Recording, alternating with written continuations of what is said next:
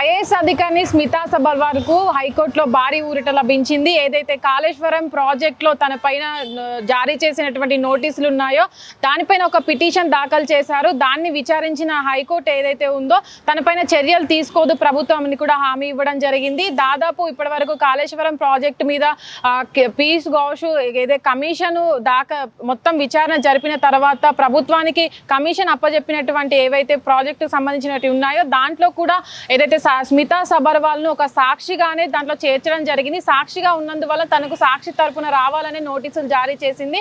అయితే ఇప్పటి వరకు ఏదైతే ప్రభుత్వం ఉందో స్మితా సబర్వాల్ మీద ఎలాంటి చర్యలు తీసుకోవద్దంటూ కూడా తను ఈ మధ్య కాలంలో ఒక పిటిషన్ అయితే దాఖలు చేశారు.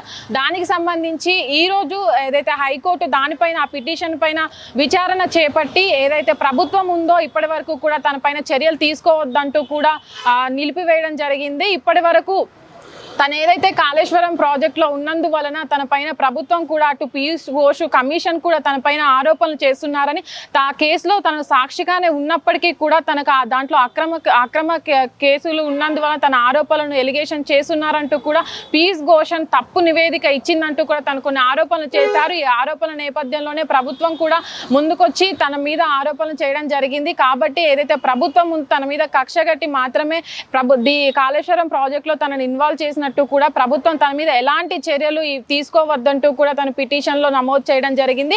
దానికి సంబంధించి విచారణ జరిపిన హైకోర్టు ఈ రోజు స్మితా సబర్వాల్ కి అయితే భారీ ఊరటను ఇచ్చింది అనుకోవచ్చు. దాదాపు ఇన్ని రోజులు ఏదైతే కాళేశ్వరం ప్రాజెక్టు ఏదైతే కమిషన్ ను నియమించిన తర్వాత అప్పటి నుంచి కూడా ఏదైతే దీంట్లో ఏదైతే కమిషన్ నివేదిక ఇచ్చిన తర్వాత హరీష్ రావు ను అటు కేటీఆర్ ను మరొకరిని దీంట్లో విచారణ జరిపించిన తర్వాత కూడా ఏదైతే దాంట్లో ఉన్నటువంటి అప్పుడు కేసీఆర్ పర్సనల్ సెక్రటరీగా చేసినటువంటి స్మితా సబర్వాల్ ను కూడా దీంట్లో సాక్షిగా నియమించడం జరిగింది. ఎందుకంటే బీఆర్ఎస్ పార్టీ ఉన్నప్పుడు తను ఒక పర్సనల్ సెక్రటరీగా కావచ్చు, అప్పుడు ఉన్నటువంటి కాళేశ్వరం ప్రాజెక్ట్ మొదలైనప్పటి నుంచి కూడా తను ఉన్నారు కాబట్టి ఆ 10 సంవత్సరాల వ్యవధిలో తనకు అన్ని తెలుసుంటుంది కాబట్టి దాంట్లో సాక్షిగా నియమించడం జరిగింది.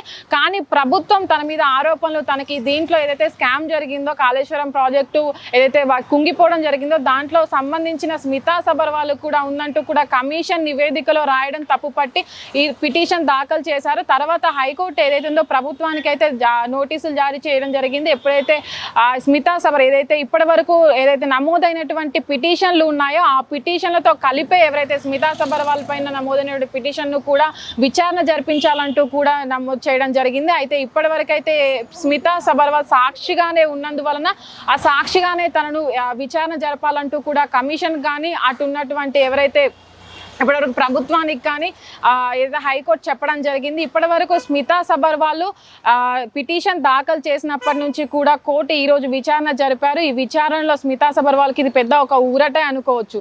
కెమెరామ్యాన్ అరవింద్ తో Nagavani, hit TV, Hyderabad. Hit TV app ఇందులో short news, live news, entertainment shows, movies, digital magazines తో పాటు మీ జిల్లా వార్తలను కూడా ఫ్రీగా చూడొచ్చు.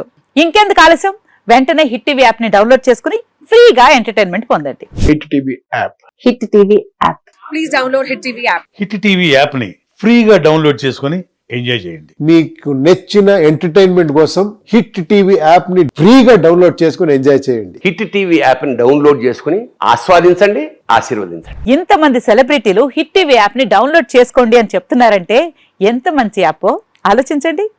అమెరికా అమెరికా అమెరికా అమెరికాలో చదవాలనుకునే వాళ్ళకి విశ్వసనీయమైన పేరు మన శౌర్య కన్సల్టెన్సీ. UK లో 1 year masters. UK లో 1 year masters. 2 years work permit up to 5 years visa. Contact Shaurya Consultancy. Contact 89851 89851.